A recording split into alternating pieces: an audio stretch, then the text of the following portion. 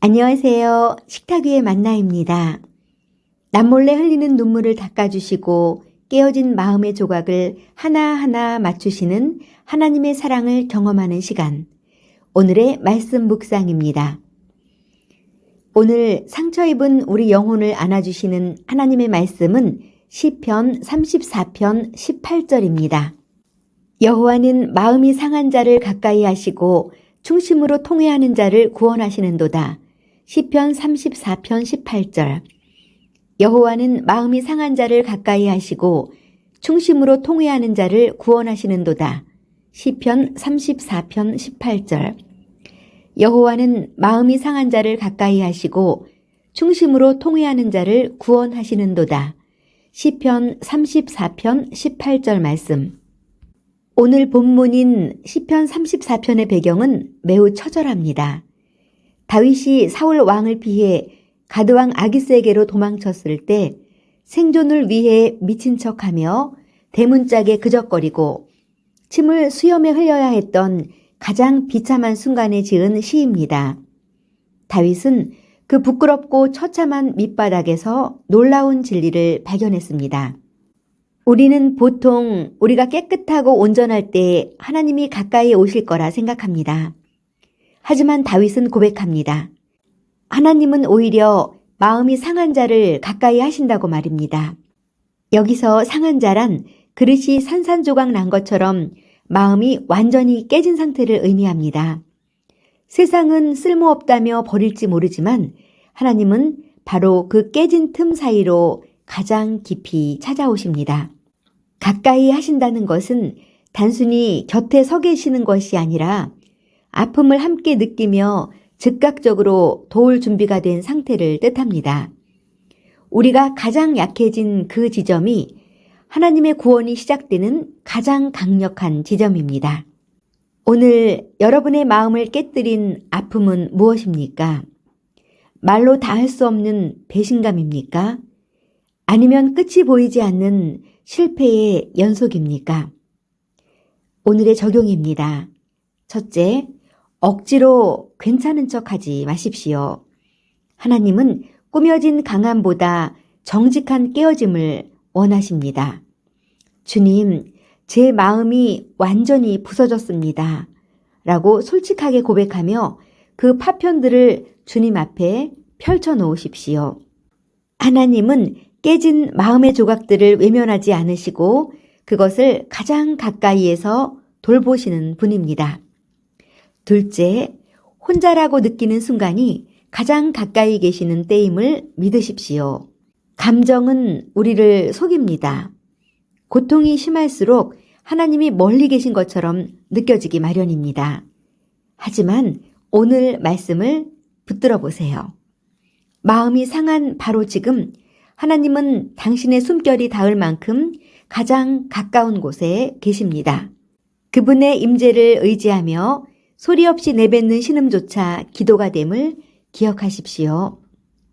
자, 그럼 오늘 말씀 기억하며 우리 함께 기도하겠습니다.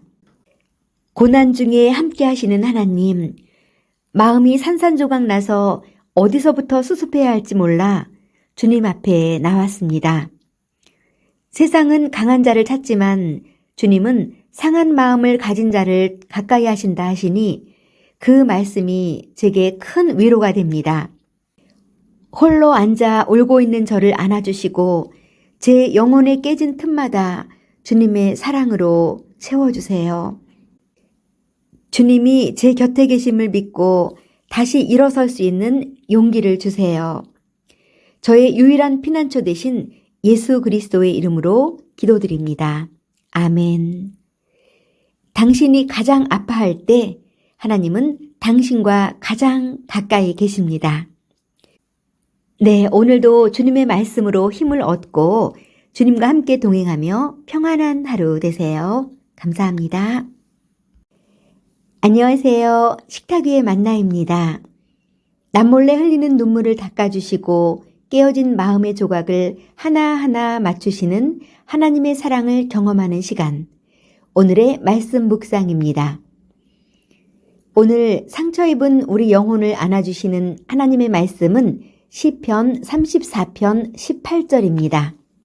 여호와는 마음이 상한 자를 가까이 하시고 충심으로 통회하는 자를 구원하시는도다.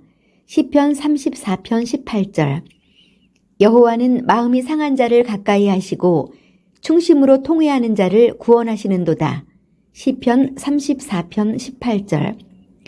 여호와는 마음이 상한 자를 가까이 하시고 충심으로 통회하는 자를 구원하시는도다. 시편 34편 18절 말씀. 오늘 본문인 시편 34편의 배경은 매우 처절합니다. 다윗이 사울 왕을 피해 가드왕 아기스에게로 도망쳤을 때 생존을 위해 미친 척하며 대문짝에 그적거리고 침을 수염에 흘려야 했던 가장 비참한 순간에 지은 시입니다. 다윗은 그 부끄럽고 처참한 밑바닥에서 놀라운 진리를 발견했습니다. 우리는 보통 우리가 깨끗하고 온전할 때 하나님이 가까이 오실 거라 생각합니다. 하지만 다윗은 고백합니다. 하나님은 오히려 마음이 상한 자를 가까이 하신다고 말입니다. 여기서 상한 자란 그릇이 산산조각 난 것처럼 마음이 완전히 깨진 상태를 의미합니다. 세상은 쓸모없다며 버릴지 모르지만 하나님은 바로 그 깨진 틈 사이로 가장 깊이 찾아오십니다. 가까이 하신다는 것은 단순히 곁에 서 계시는 것이 아니라 아픔을 함께 느끼며 즉각적으로 도울 준비가 된 상태를 뜻합니다. 우리가 가장 약해진 그 지점이 하나님의 구원이 시작되는 가장 강력한 지점입니다. 오늘 여러분의 마음을 깨뜨린 아픔은 무엇입니까? 말로 다 할 수 없는 배신감입니까? 아니면 끝이 보이지 않는 실패의 연속입니까? 오늘의 적용입니다. 첫째, 억지로 괜찮은 척하지 마십시오. 하나님은 꾸며진 강함보다 정직한 깨어짐을 원하십니다. 주님, 제 마음이 완전히 부서졌습니다. 라고 솔직하게 고백하며 그 파편들을 주님 앞에 펼쳐 놓으십시오. 하나님은 깨진 마음의 조각들을 외면하지 않으시고 그것을 가장 가까이에서 돌보시는 분입니다. 둘째, 혼자라고 느끼는 순간이 가장 가까이 계시는 때임을 믿으십시오. 감정은 우리를 속입니다. 고통이 심할수록 하나님이 멀리 계신 것처럼 느껴지기 마련입니다.